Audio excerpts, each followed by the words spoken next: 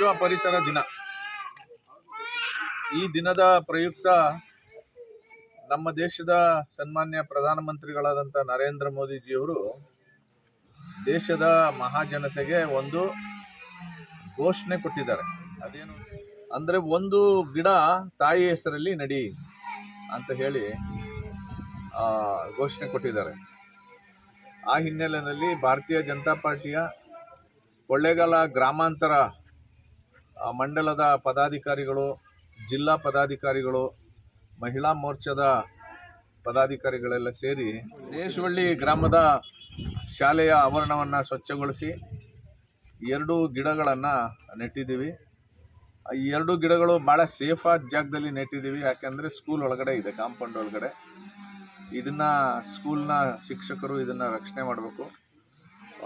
ಪರಿಸರ ಸಂರಕ್ಷಣೆ ಮಾಡ್ತಕ್ಕಂಥದ್ದು ನಮ್ಮೆಲ್ಲರ ಜವಾಬ್ದಾರಿಯಾಗಿದೆ. ಇವತ್ತು ಇಡೀ ಜಗತ್ತು ಪರಿಸರದ ರಕ್ಷಣೆಯನ್ನು ಮಾಡದೇ ಇರೋದ್ರಿಂದ ಅನೇಕ ವೈಪರೀತ್ಯಗಳನ್ನು ನಾವು ನೋಡ್ತಾ ಇದ್ದೇವೆ.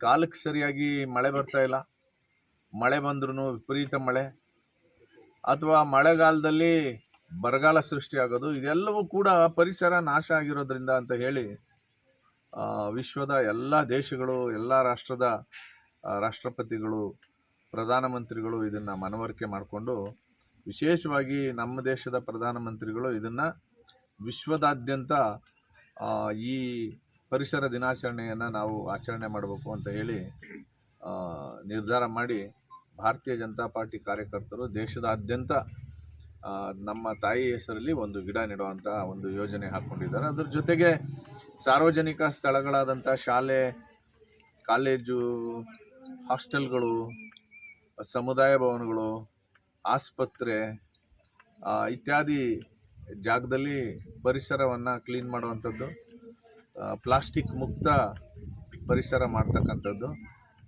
ಇದೆಲ್ಲವನ್ನು ಒಂದು ಅಭಿಯಾನವಾಗಿ ಇವತ್ತು ಕೈಗೊಂಡಿದ್ದೀವಿ. ಇವತ್ತು ಜೂನ್ 5ನೇ ತಾರೀಕಿಂದ ಹಿಡಿದು ಜೂನ್ 21ನೇ ತಾರೀಕುವರೆಗೆ ಈ ಅಭಿಯಾನ ನಿರಂತರವಾಗಿ ನಡೆಯುತ್ತೆ. ಈ ಕಾರ್ಯಕ್ರಮವನ್ನು ಕೊಳ್ಳೇಗಾಲ ಗ್ರಾಮಾಂತರ ಮಂಡಲದ ಎಲ್ಲ ಮುಖಂಡರುಗಳು, ಲೀಡರ್ಸು ಚೆನ್ನಾಗಿ ನಡೆಸಿದ್ದಾರೆ. ನಾನು ಕೂಡ ಭಾಗವಹಿಸಿದ್ದೀನಿ. ಹಾಗಾಗಿ ನೀವು ಕೂಡ ನಿಮ್ಮ ಮನೆ ಮುಂದೆ, ನಿಮ್ಮ ಶಾಲೆ ಮುಂದೆ, ನಿಮ್ಮ ಆಸ್ಪತ್ರೆ ಮುಂದೆ ಒಂದು ಗಿಡ ನೆಡೋದ್ರ ಮೂಲಕ ಪರಿಸರವನ್ನು ರಕ್ಷಣೆ ಮಾಡೋಣ ಅಂತ ಹೇಳಿ ನಾನು ನಿಮ್ಮಲ್ಲಿ ಮನವಿ ಮಾಡ್ತಾ ಇದ್ದೀನಿ. ನಮಸ್ಕಾರ.